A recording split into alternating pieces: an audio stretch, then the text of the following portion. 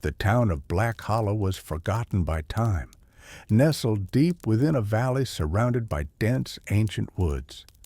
Thick fog clung to the ground like a shroud, even in the daylight, and the air carried a damp chill that seeped into the bones of anyone who lingered too long.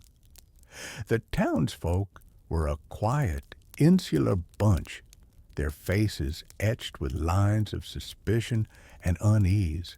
They spoke in hushed tones, their eyes darting toward the woods whenever the wind rustled the trees. Evelyn had never heard of Black Hollow before the lawyer's letter arrived. Her grandmother, a woman she barely remembered, had left her the old family home. With no other ties to her past and life in the city that felt increasingly hollow, Evelyn packed her bags and journeyed to the eerie town.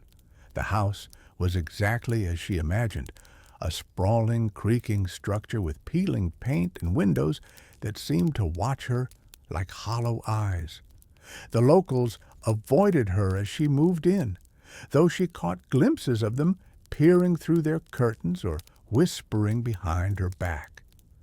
When she ventured into the town's only grocery store, the cashier, an elderly woman with trembling hands, leaned in close and said, "You best stay indoors after dark, dear."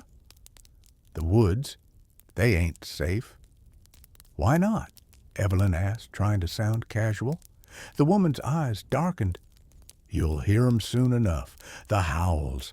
They come at midnight, and they don't sound like no animal I ever heard."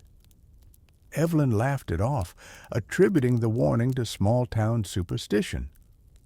But that night, as she lay in the unfamiliar silence of the old house, she heard it, a low, guttural howl that seemed to rise from the very earth. It was distant at first, but it sent a shiver down her spine. She told herself it was just a wolf or a stray dog, but the sound lingered in her mind long after it faded. The howls came again the next night, louder this time, and closer. Evelyn found herself drawn to the window, peering into the inky darkness of the woods. She couldn't shake the feeling that something was out there, watching, waiting. The townsfolk's warnings echoed in her mind, and for the first time she wondered if there was more to Black Hollow than just fog and superstition.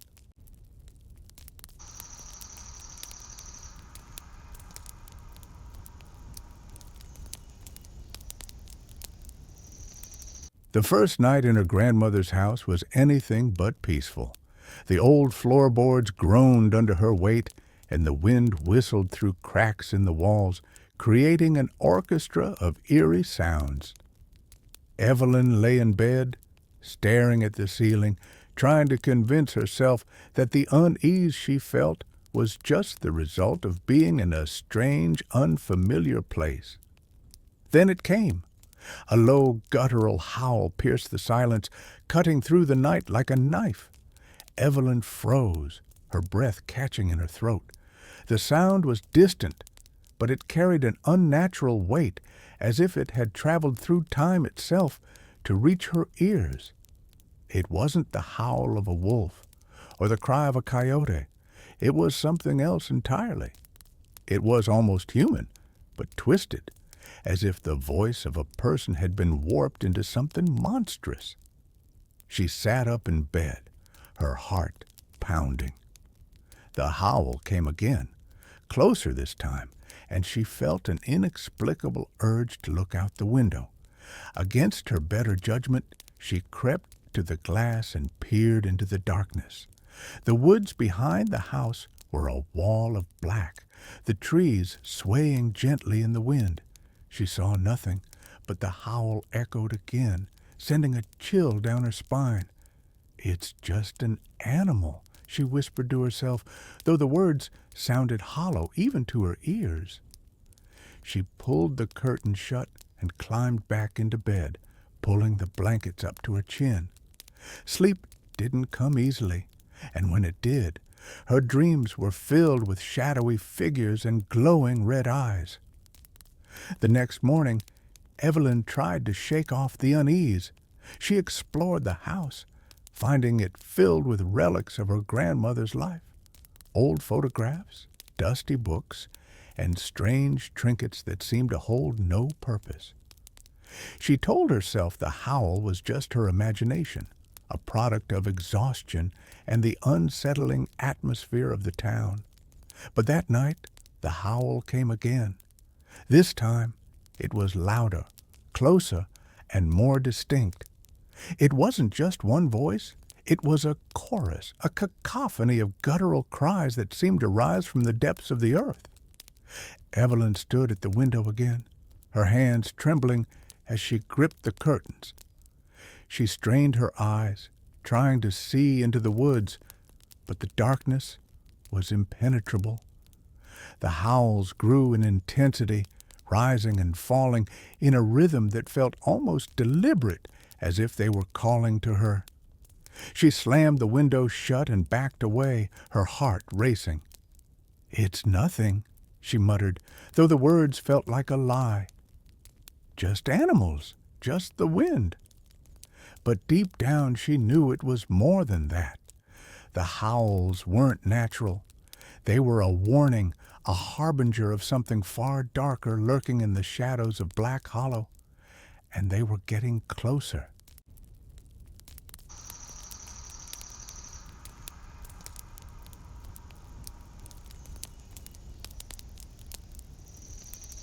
Evelyn couldn't shake the howls from her mind. They haunted her days and nights, growing louder and more frequent with each passing evening. Determined to understand what was happening, she decided to seek answers from the locals.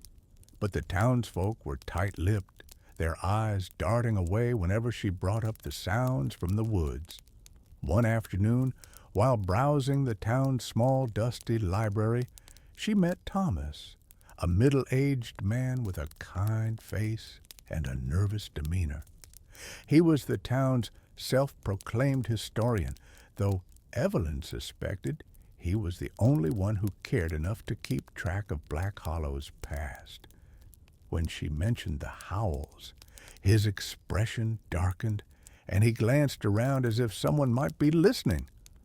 "You shouldn't ask about that," he said quietly, his voice barely above a whisper.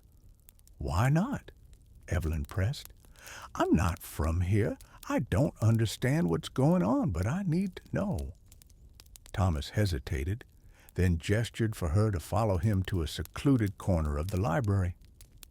He pulled a weathered, leather-bound book from the shelf and opened it to a page filled with yellowed newspaper clippings. The headlines were stark and chilling. "Brutal murder shocks Black Hollow. Beast claims another victim. Town lives in fear of the howling killer."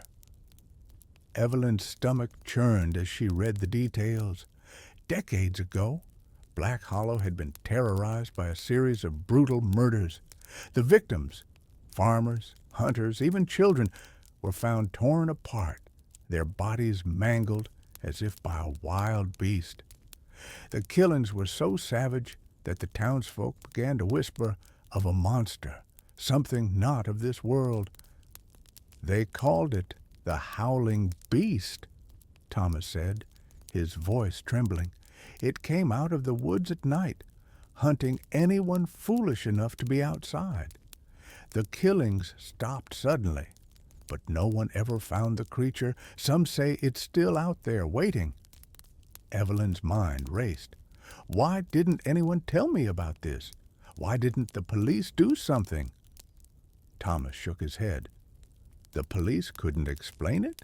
They brought in hunters, trackers, even a priest, but nothing worked.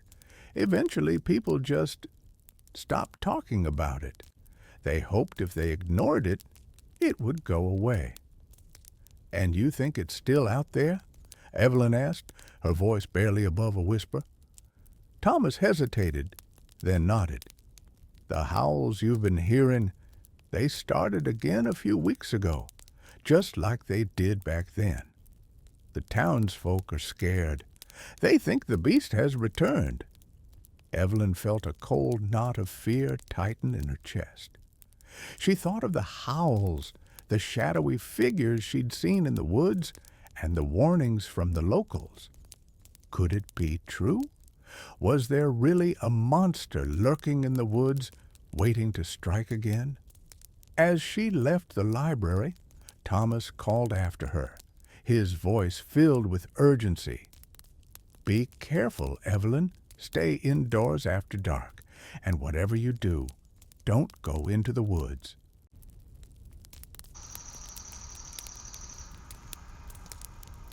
The attic was a forgotten space, filled with dust-covered furniture, old trunks, and boxes of relics from a bygone era. Evelyn had avoided it since moving in, but the growing unease in her mind drove her to search for answers. If her grandmother had known something about the howling beast, perhaps she had left behind a clue. The air in the attic was thick and stale, and the single bulb hanging from the ceiling cast long, flickering shadows. Evelyn sifted through the clutter, her hands trembling as she opened an old, ornate chest tucked into the corner. Inside, she found a stack of yellowed papers, faded photographs, and a small leather-bound journal. The journal was her grandmother's. Evelyn sat on the floor, her heart pounding as she opened the fragile pages. The handwriting was elegant but hurried, as if the words had been written in a state of panic. The entries spoke of a time long past when Black Hollow was on the brink of collapse. Crops failed, sickness spread, and the townsfolk grew desperate. Her grandmother had been a part of a secret group, a coven of sorts, that sought to protect the town by summoning a powerful spirit. They believed it would bring them prosperity and safety, but the ritual went wrong. The spirit they summoned was not benevolent. It was vengeful, a force of pure rage and hunger. It took the form of a monstrous wolf, a creature that could not be controlled. The journal detailed the group's attempts to appease the beast. They offered it livestock, valuables, even their blood, but it was never enough. The spirit demanded a greater sacrifice, a human life. Evelyn's stomach turned as she read the final entry, written in a shaky hand. "We thought we could control it. We were wrong. The beast has claimed its first victim, and it will not stop. It demands a sacrifice every 30 years, or it will turn on us all. I pray this journal never falls into the wrong hands, for the truth is too terrible to bear. May God forgive us for what we have done." Evelyn's hands trembled as she closed the journal. The pieces were falling into place. The howling beast wasn't just a legend, it was real, and her grandmother had helped bring it into the world. The recent howls, the disappearances, the 30-year cycle had begun again. She thought of the townsfolk's warnings, the fear in Thomas's eyes, and the shadowy figures she'd seen in the woods. The beast was back, and it was hungry. As she descended the attic stairs, the journal clutched tightly in her hands. Evelyn knew she had to act. But the final line of the journal haunted her. "It demands a sacrifice every 30 years, or it will turn on us all."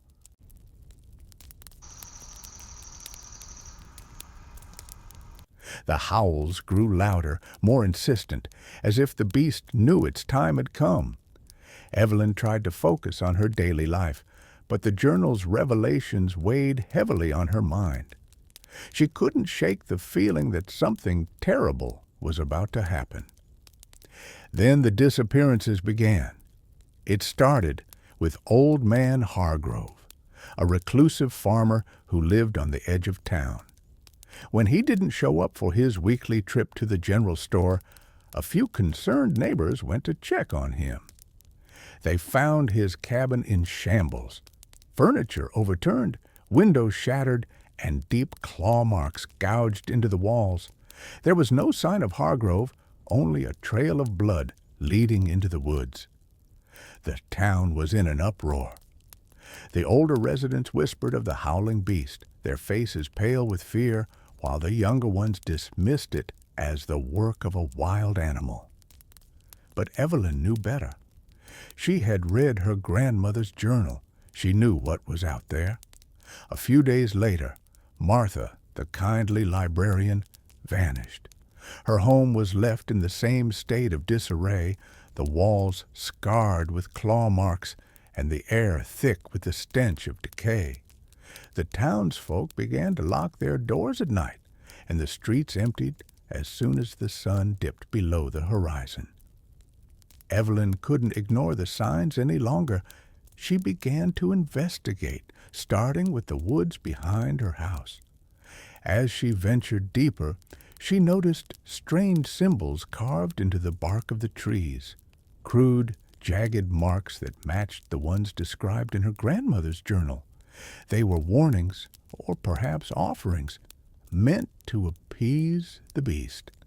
The howls grew more frequent, echoing through the woods at all hours of the night. Evelyn began to see shadowy figures moving among the trees, their eyes glinting in the moonlight. At first, she told herself it was her imagination, but the figures grew bolder, lingering at the edge of her property, watching her with an unnerving intensity. One night, as she stood at her bedroom window, she saw one of the figures step into the clearing. It was tall and gaunt, its body twisted and unnatural. Its eyes glowed a faint red, and its mouth stretched into a grotesque grin, revealing rows of jagged teeth. Evelyn slammed the curtain shut and backed away, her heart pounding. The next morning, she found deep claw marks on the outside of her house, as if the creature had been trying to get in. Evelyn knew she couldn't face this alone. She needed help, but the townsfolk were too afraid to speak openly about the beast. She turned to Thomas, the historian, who reluctantly agreed to meet her at the library. "It's happening again," Evelyn said, her voice trembling. "The disappearances, the claw marks, the symbols in the woods, it's all in my grandmother's journal. The beast is back, and it's hunting." Thomas's face was pale, but he nodded. "I've heard the stories. My grandfather was one of the ones who tried to stop it the last time. He said it was like fighting a force of nature, unstoppable, relentless." "There has to be a way to end this," Evelyn insisted. "We can't just let it keep killing people." Thomas hesitated, then leaned in closer. "There's a legend about a ritual, a way to banish the beast for good. But it's dangerous. It requires a sacrifice." Evelyn's stomach churned. She thought of the journal's final warning. "It demands a sacrifice every 30 years, or it will turn on us all." The beast was closing in, and time was running out. As she left the library, Thomas called after her, his voice filled with urgency. "Be careful, Evelyn. Stay indoors after dark, and whatever you do, don't go into the woods."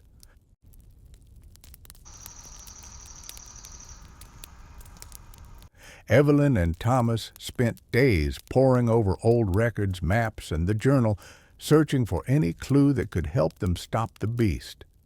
The more they uncovered, the more they realized how deeply the creature was tied to Black Hollow's history. It wasn't just a monster, it was a curse, a manifestation of the town's darkest secrets. One evening, as the sun dipped below the horizon, Thomas arrived at Evelyn's house with a tattered map in hand. "I found something," he said, his voice tinged with both excitement and fear. "There's a place deep in the woods marked with the same symbols from your grandmother's journal. If there's a way to stop the beast, it'll be there." Evelyn hesitated. The thought of venturing into the woods at night filled her with dread, but she knew they had no choice. Armed with flashlights, a knife, and a vial of salt, A suggestion from Thomas, who insisted it might help ward off evil. They set out into the darkness.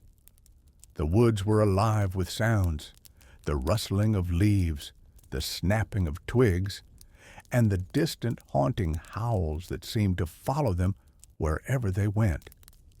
The symbols carved into the trees grew more frequent as they pressed deeper, their jagged lines glowing faintly in the beam of their flashlights.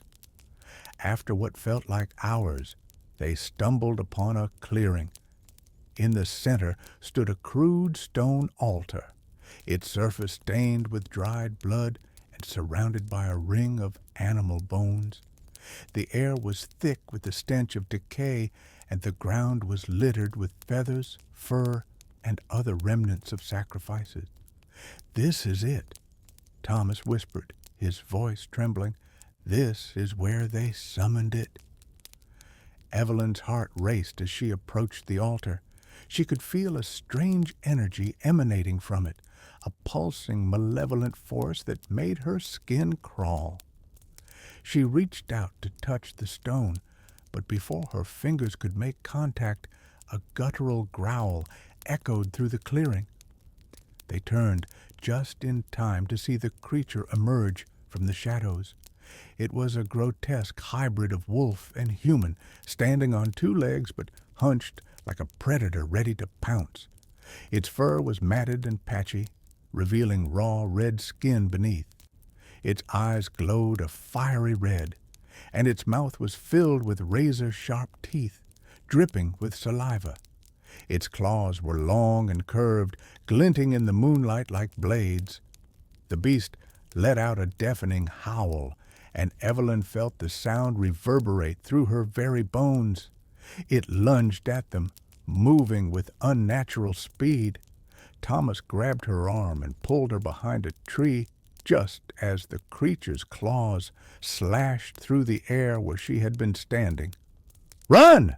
Thomas shouted, but Evelyn hesitated. She knew running wouldn't save them. They had to fight back.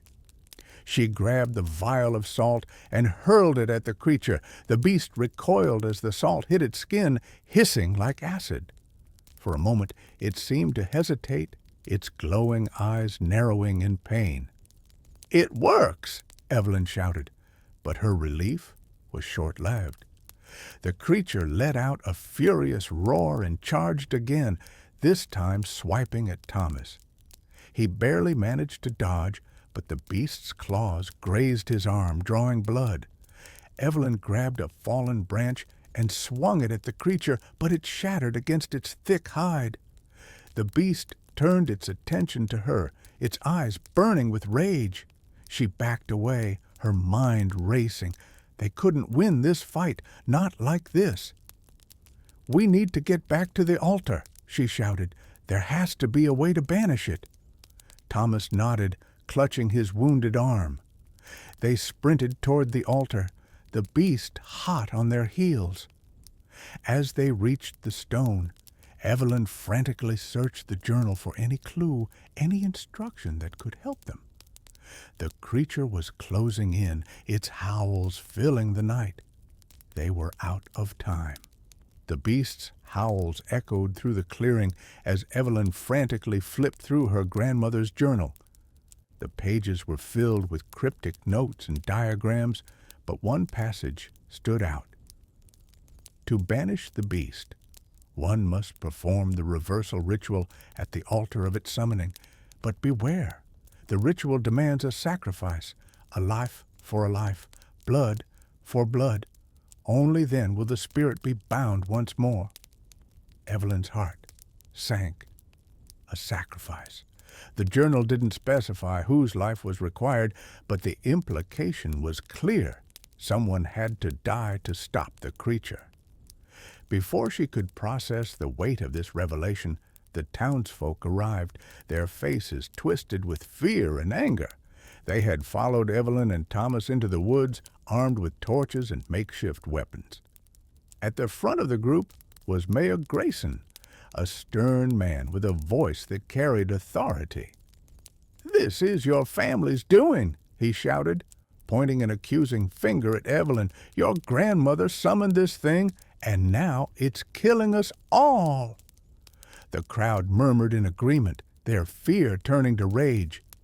Evelyn tried to explain, to tell them about the ritual and the chance to end the curse, but they weren't listening. They saw her as the source of their suffering, and their desperation made them dangerous. As the mob closed in, the beast let out a deafening roar, its glowing eyes fixed on Thomas. In a blur of motion, it lunged at him, its claws slicing through the air. Thomas tried to run, but he was too slow. The creature grabbed him, its massive hand closing around his torso, and dragged him into the shadows.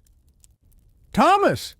Evelyn screamed, but there was nothing she could do.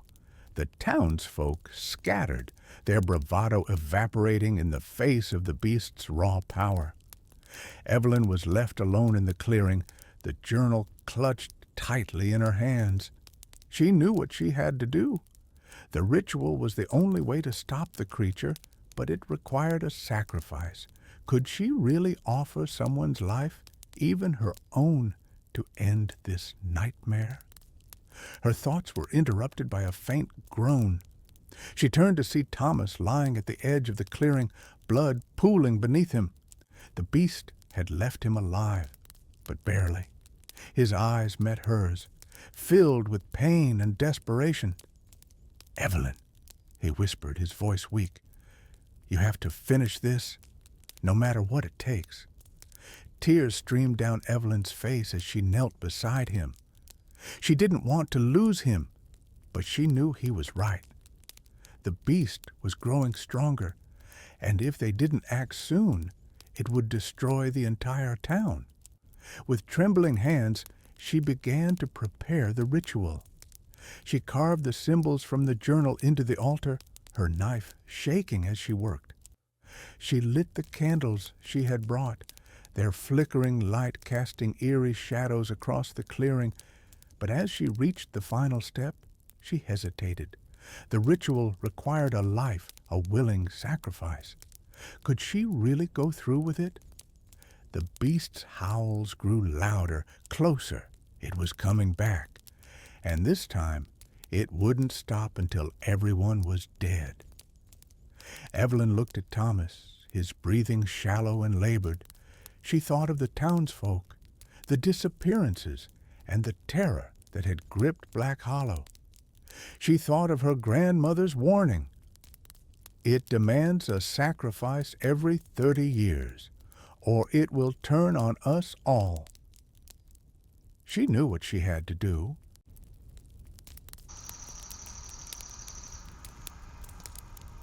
The full moon hung heavy in the sky, its pale light casting an eerie glow over the clearing.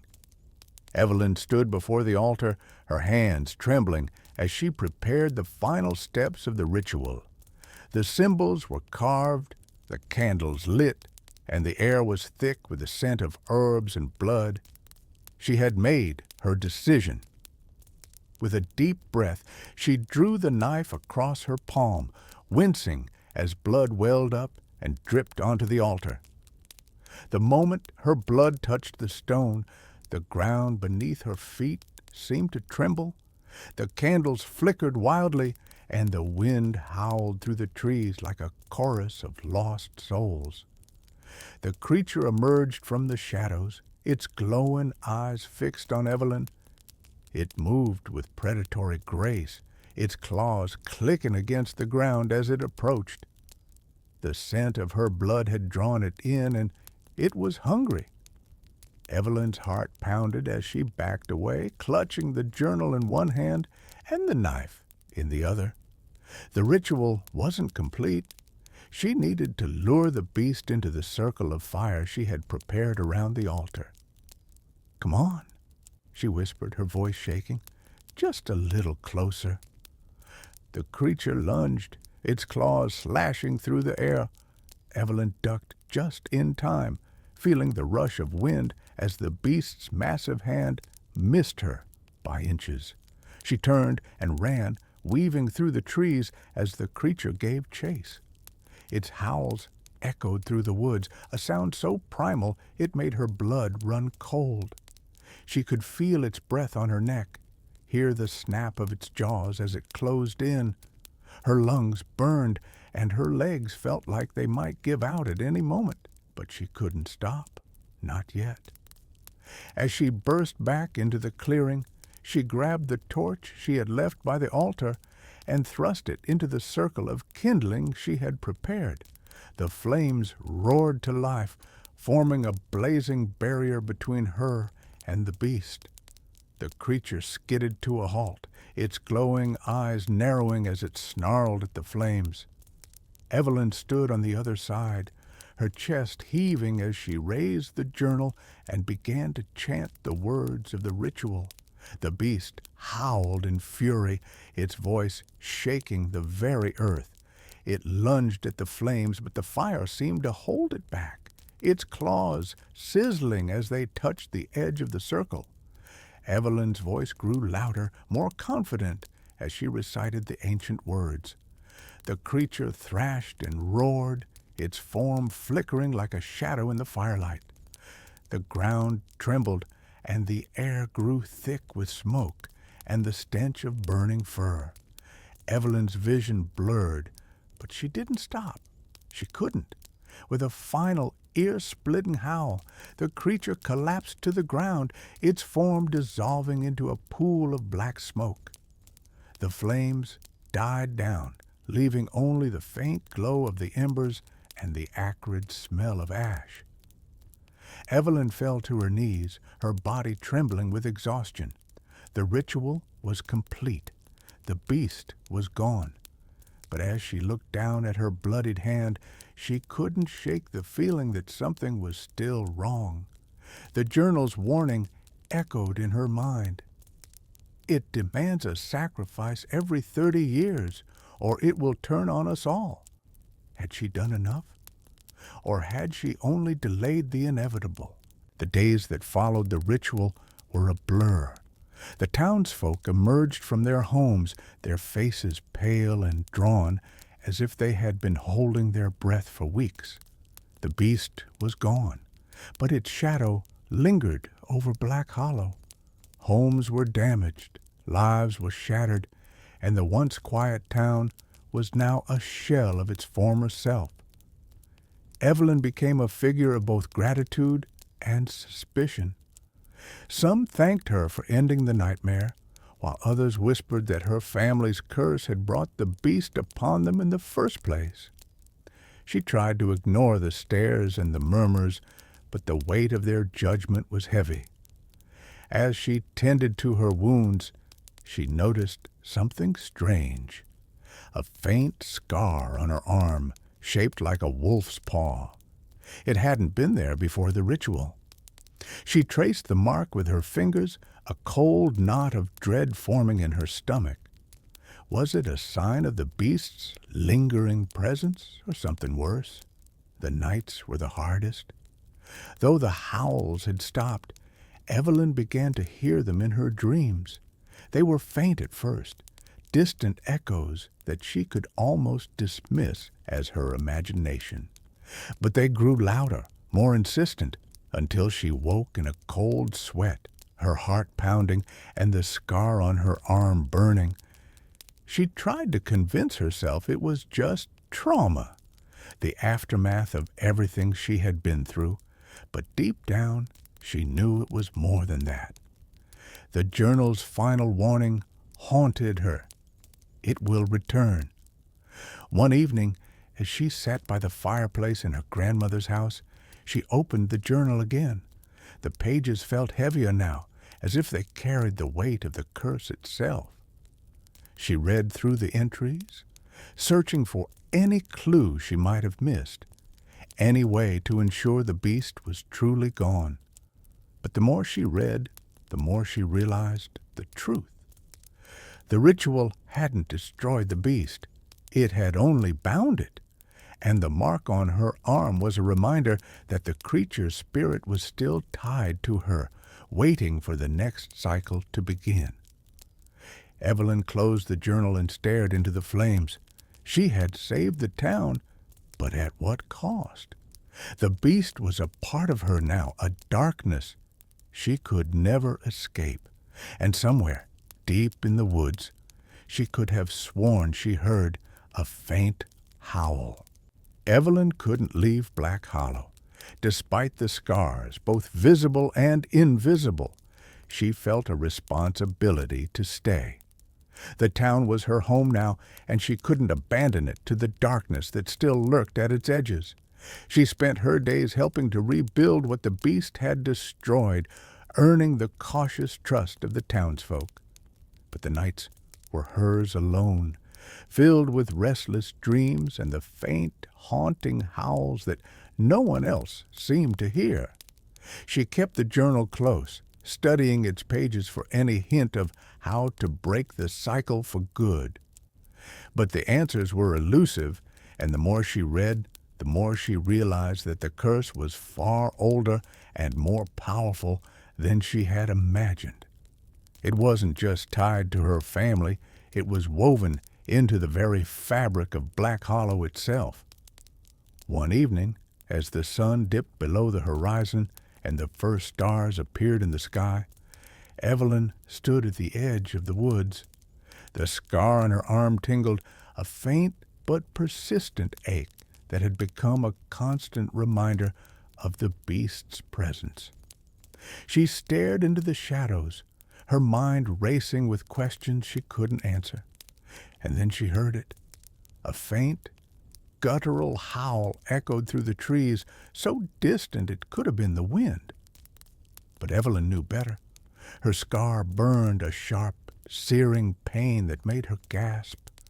She clutched her arm, her breath coming in shallow bursts as the howl grew louder, closer. The townsfolk had gone inside, locking their doors and windows as they always did at night. But Evelyn remained, her eyes fixed on the darkness.